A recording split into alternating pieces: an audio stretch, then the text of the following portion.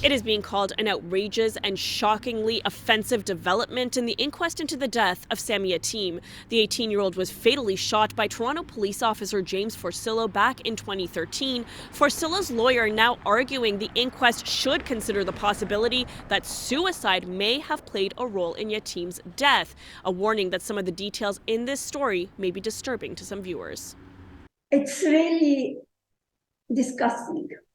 Sammy Yatim's mother has put her life on hold while waiting almost 10 years for the inquest into his death. It was delayed once again last week at the 11th hour.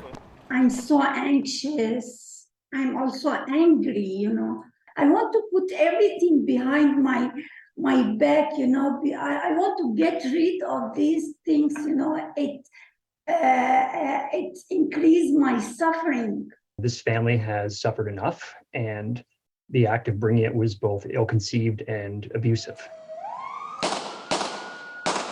In 2013, Toronto police officer James Forcillo shot the teen to death on an empty streetcar. The purpose of this inquest is to examine the circumstances surrounding Yatim's death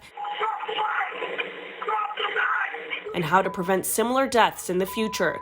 Forcillo's lawyer has brought forward a motion to explore whether or not Yatim died by suicide by cop and has requested Yatim's cell phone records and web browsing history be entered as evidence into the teen's state of mind.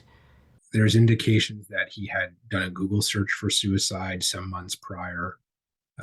There were a number of stressors in his life. There's no conclusive evidence, but it's all evidence that paints a picture about what Mr. Yatim was going through that is relevant to an assessment of what happened on the streetcar that evening.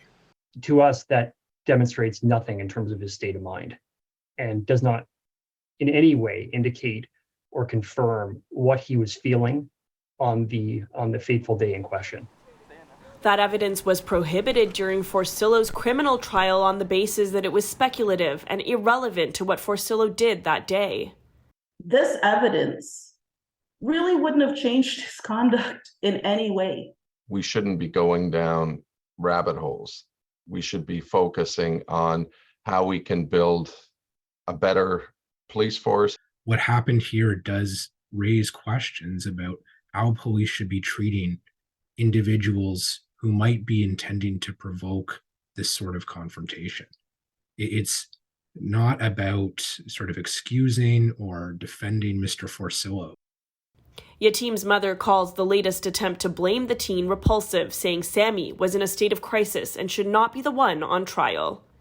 Yatim's family believes this is an attempt to rehabilitate Forcillo's reputation. Meanwhile, a decision on this motion isn't expected until the end of the year, meaning this inquest has been pushed back until next year. Forcillo was sentenced to 6.5 years in prison in 2016. He is now a free man after he was granted full parole in 2020. For City News, I'm Tina Yazdani.